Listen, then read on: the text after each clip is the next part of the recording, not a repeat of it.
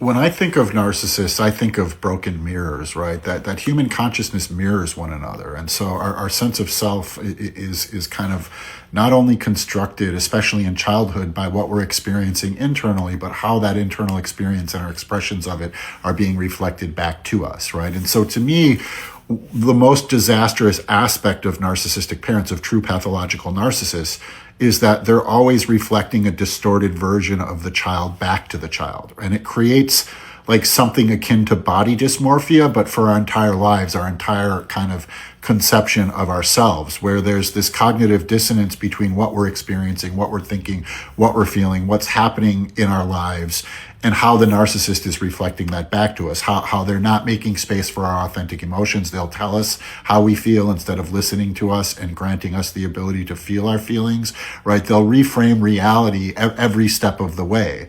And so, growing up with a pathological narcissistic parent is one of the most psychologically complex and dangerous things that a child can experience. I mean that like not in hyperbole, but real, because of the limitations of pathological narcissists in interpreting the reality around them and reflecting back an accurate version of it.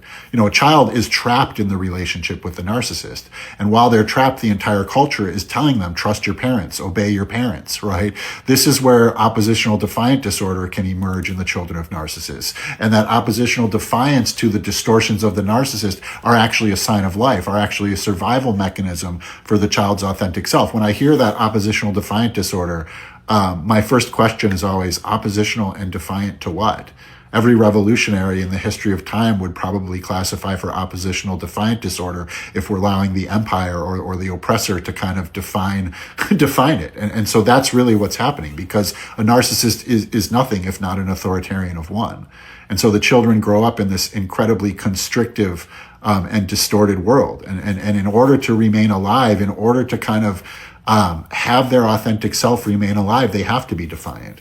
This is why the scapegoats always emerge as the strongest ones in the family, right? The scapegoat either kind of like transcends the family or is engulfed by it. And then we can take that to mean any number of things. Whereas the golden child kind of just surrenders in certain ways and finds their safety in reflecting back to the narcissist the thing the narcissist wants, but that ends up surrendering their authentic self.